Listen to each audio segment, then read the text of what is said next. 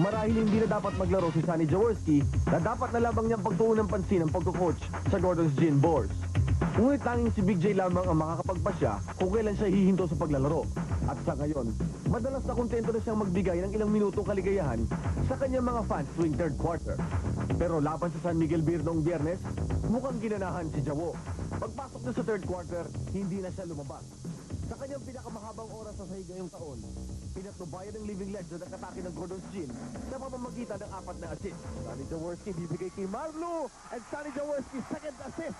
Takbuhan ng takbuhan dito. Nasundot si Hison at lumabas ang bola. Nakuha ni Valdavid.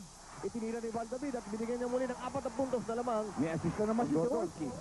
Nakipagbanggaan din siya sa ilalim upang makakuha ng kabuuang 8 rebound laban sa Beermen. Pagpapatunay na siya ang pinakamahusay na rebounding guard sa history ng PBA. At hindi pa siya nasiyahan doon.